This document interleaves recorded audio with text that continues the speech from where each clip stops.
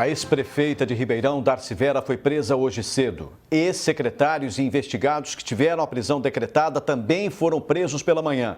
Luquezzi Júnior, que não havia sido encontrado em casa pela Polícia Federal, se apresentou na sede da instituição horas depois. A ex-prefeita de Ribeirão Preto, Darcy Vera, chegou à sede da Polícia Federal neste carro às 6h58 da manhã. Chovia bastante em Ribeirão Preto e o desembarque foi pela garagem. Ela desceu do veículo rapidamente para não ser vista. Logo em seguida, a advogada dela, Cláudia Seixas, entrou pela porta da frente sem falar com os jornalistas. Mas a tentativa de se esconder das câmeras não deu certo.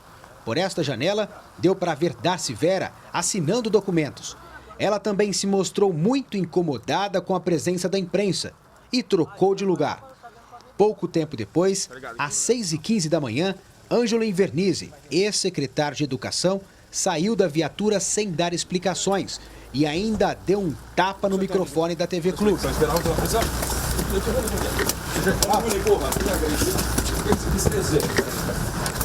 Davi Mansur, ex-superintendente da Companhia de Desenvolvimento Econômico, se apresentou mais cedo. Maria Lúcia Pandolfo, que trabalhava no Departamento de Recursos Humanos da CODEP, entrou pelo subsolo e desceu da viatura acompanhada de um delegado e agentes. A Polícia Federal também cumpriu mandado de prisão na casa do ex-secretário da Casa Civil, Lair Luquezzi Júnior, antes das 6 horas da manhã, mas ele não foi encontrado. Enquanto ele não se apresentar, ele é considerado foragido. Mas, a princípio, o que o advogado dele disse é que ele vai se apresentar dentro de alguns minutos. Estamos aguardando, estamos com diligências para tentar localizá-lo, uma vez que nos endereços conhecidos ele não foi localizado. Luquezzi só se entregou por volta das 9h15 da manhã, mais de uma hora depois do prazo colocado pela Polícia Federal. Ele disse que vai continuar colaborando com a investigação. Fica difícil assim.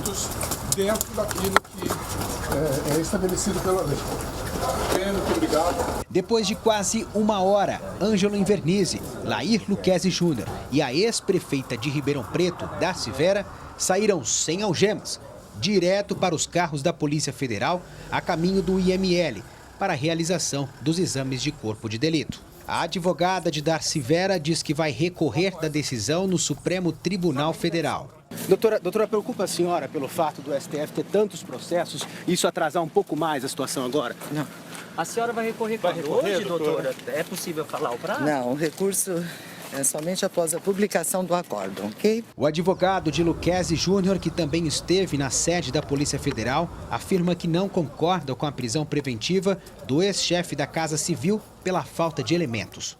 Após a liminar do habeas corpus, ele sempre compareceu perante a justiça, sempre cumpriu todas as cautelares determinadas pelo juiz e a prisão preventiva não há por que permanecer, uma vez que não há elementos nos autos que comprovem algum tipo de delito que ele praticou. Darcy Vera e Maria Lúcia Pandolfo serão levadas ao presídio de Tremembé, no Vale do Paraíba. Ângelo Invernizzi, Davi Mansur e Lair Luquezzi Júnior serão encaminhados aos centros de detenção provisória da região. Todos tiveram as liminares revogadas pela 6ª Turma do Superior Tribunal de Justiça.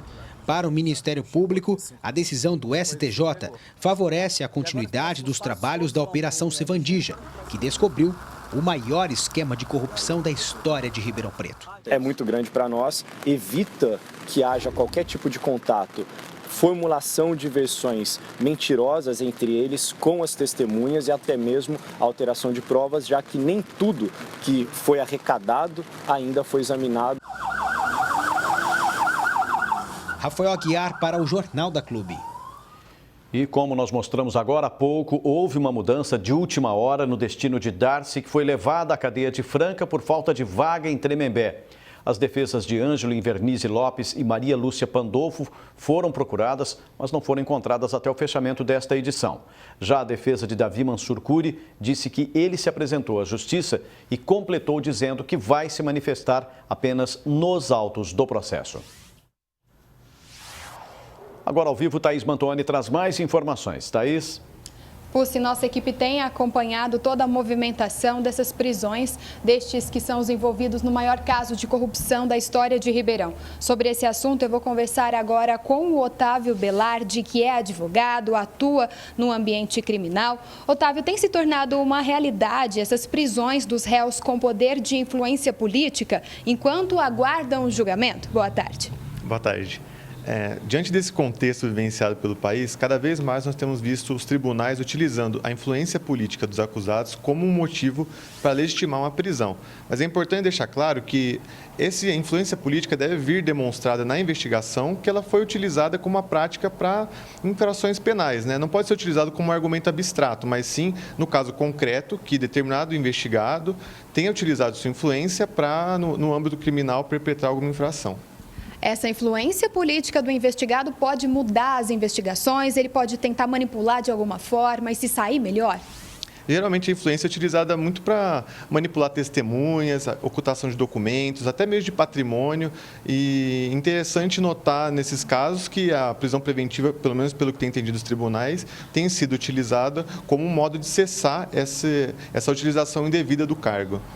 Cabe recurso agora para os réus. A tendência é que eles permaneçam presos até o julgamento?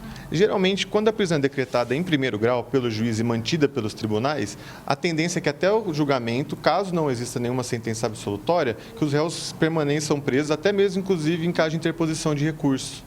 Com tantos nomes importantes de volta à prisão, como que fica a delação premiada? Só quem realmente tiver alguma informação muito válida para a Operação Sevandija que pode aí ser atendido? A delação premiada, ela exige, além de ser uma colaboração espontânea, ela exige um efetivo resultado, né? A lei elenca alguns resultados, como a indicação de outros partícipes ou coautores, o modo de revelar como funciona a estrutura hierárquica de uma organização criminosa. Então, não basta só a delação, ela tem que ter um efetivo resultado para surtir os efeitos da lei.